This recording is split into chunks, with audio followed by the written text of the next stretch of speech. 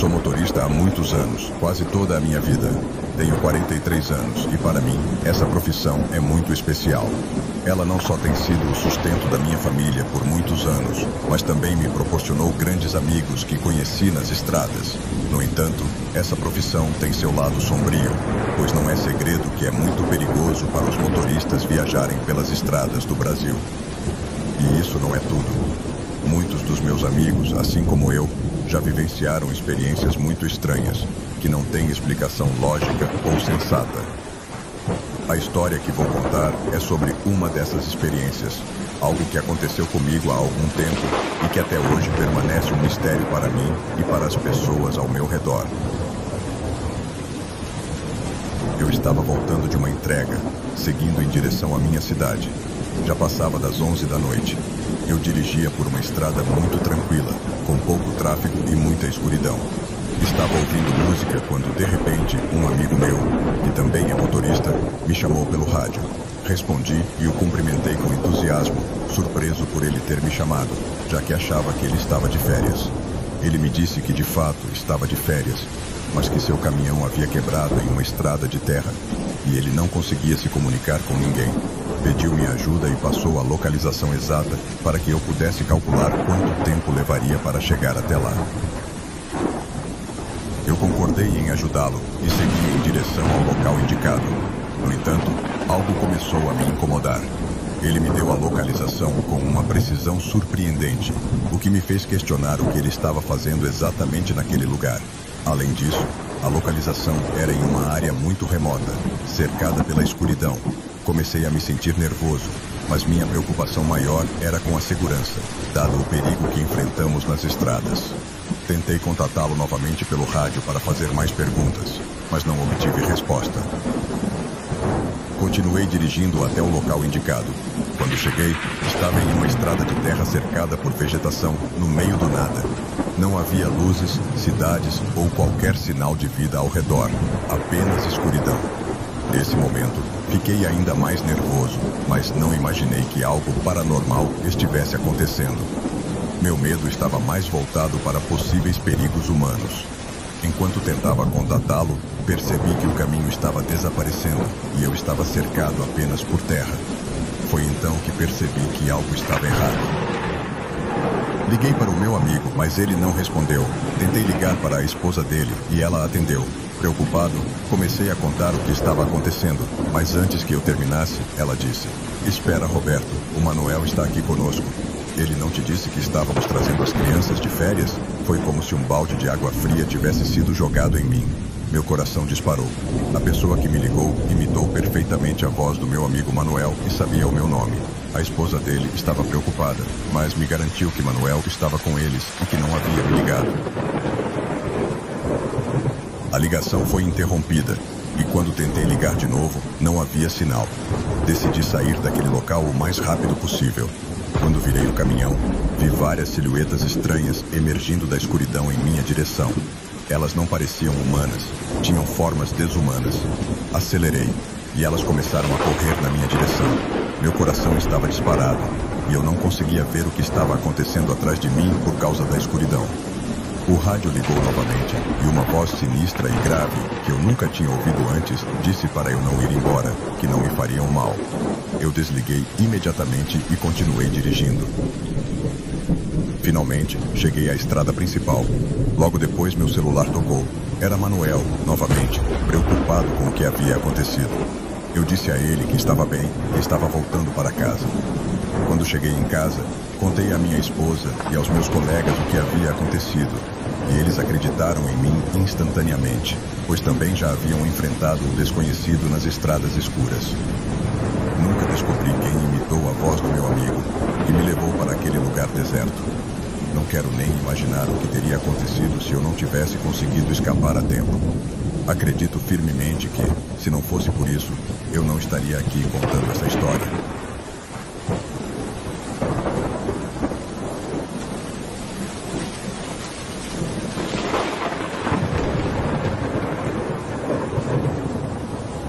Olá a todos.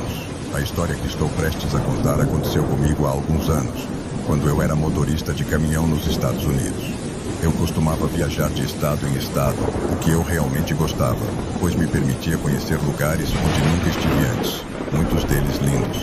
Eu dirigia de dia e também à noite, sem horário fixo, atendendo solicitações de transporte a qualquer hora, já que o pagamento era muito bom. Quando conto essa história, as pessoas sempre me perguntam se já vi coisas estranhas na estrada enquanto dirigia. A resposta é sim, pois sou uma daquelas pessoas que acreditam que estamos cercados por coisas que não podemos ver. Muitas dessas coisas se escondem na escuridão de lugares remotos, como as estradas e suas vastas montanhas. O que vou contar é, sem dúvida, a experiência mais incrível e perturbadora que vivenciei durante esses anos de trabalho. Lembro-me de um longo trajeto que fazia da Califórnia até a Pensilvânia. Dormi na cabine do caminhão e depois continuei a viagem. Era inverno e fazia muito frio naquela noite.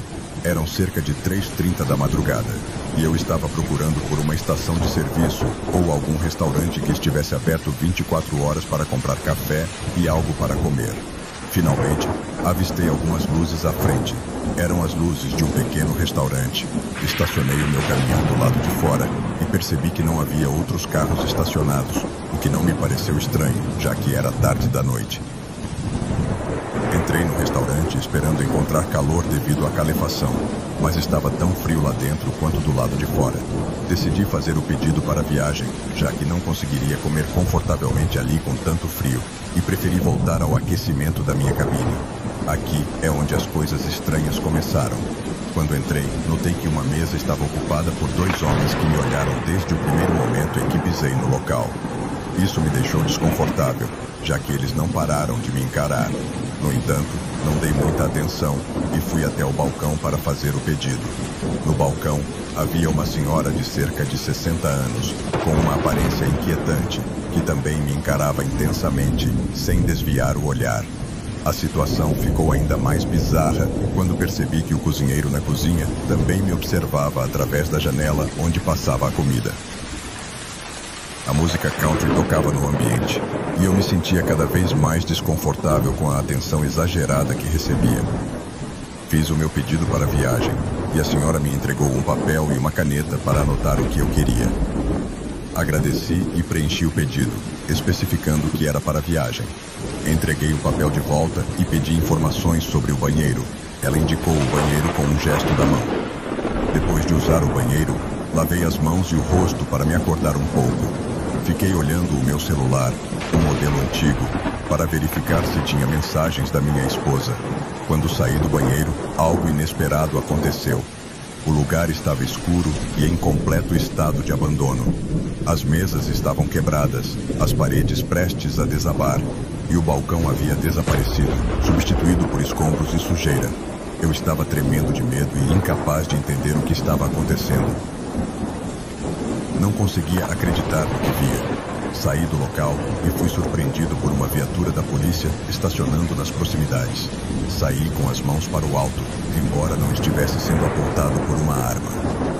O policial se aproximou e me perguntou o que eu estava fazendo naquele lugar.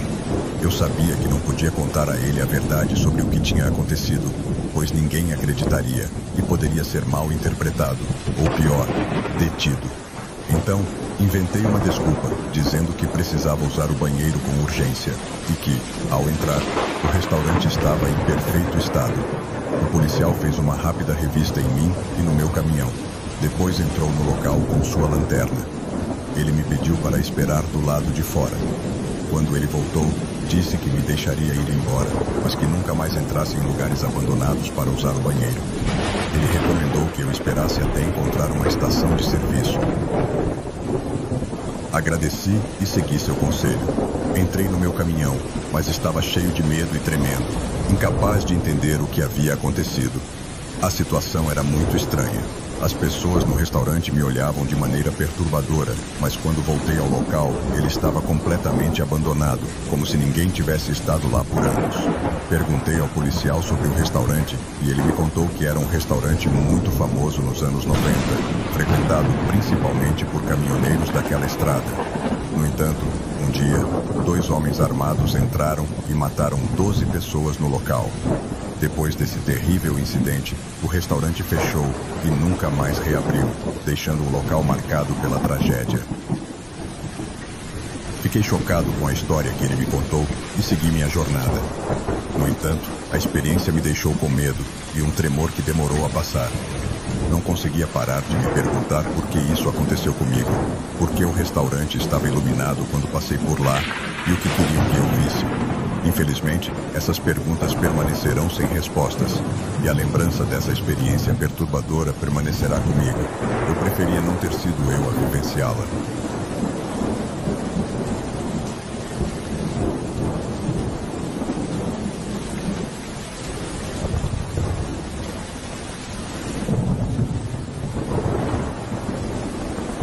Trabalho em uma empresa de mudanças nos Estados Unidos há muitos anos.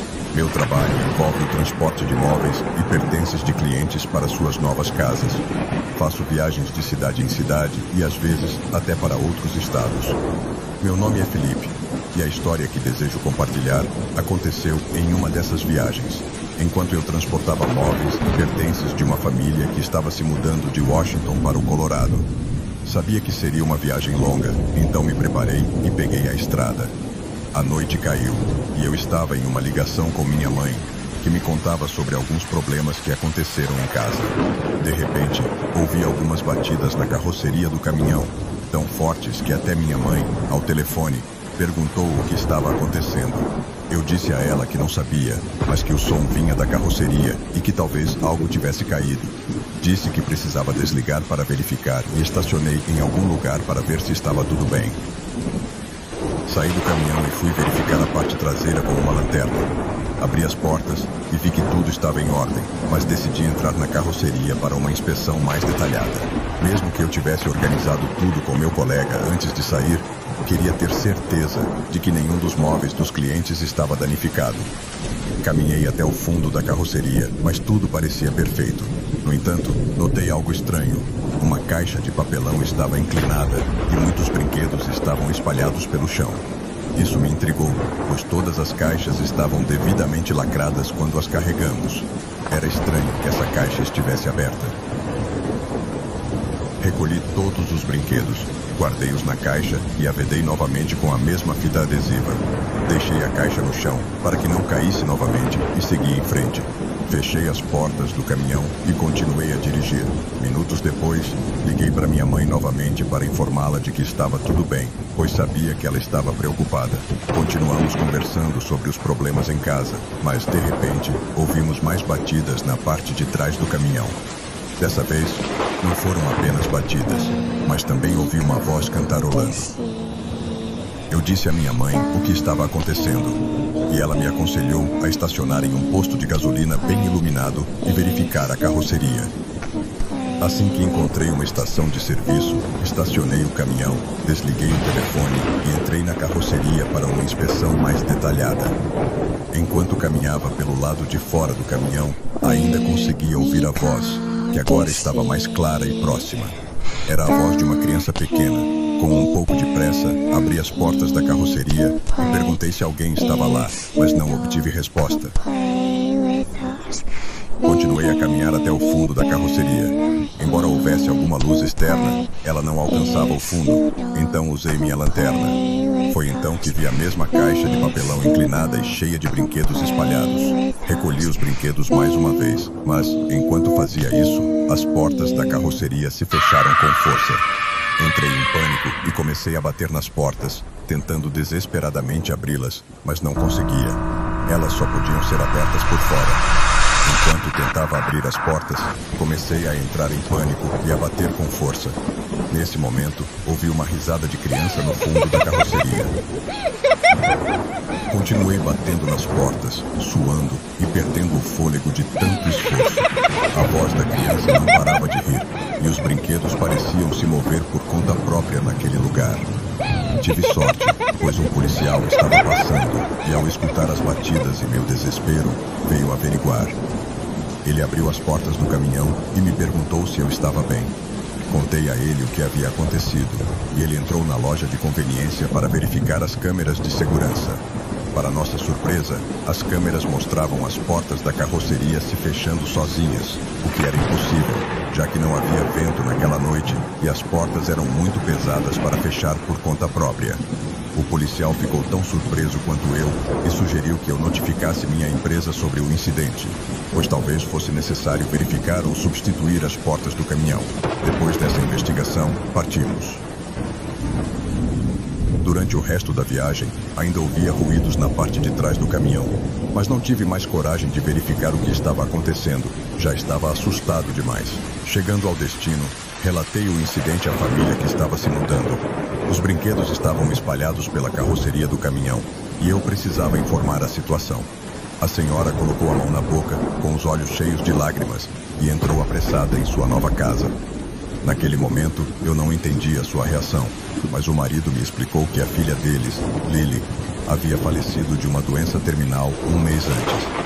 Eles estavam se mudando porque a cidade onde moravam lembrava muito a filha deles. Os brinquedos espalhados na carroceria do caminhão eram os brinquedos de Lily, dos quais seus pais não conseguiam se desfazer. Fiquei comovido com a história e as emoções que a família estava experimentando. Por um lado, ainda estava assustado com a experiência na estrada, mas por outro, senti compaixão e tristeza pela perda daquela criança. Não sei se Lily ainda estava presente de alguma forma na casa dos seus pais, se foi apenas uma coincidência estranha ou algo inexplicável, mas desejei que a família encontrasse paz e cura. Aquela foi uma das experiências mais assustadoras e emocionantes da minha vida, uma história que carrego comigo até hoje.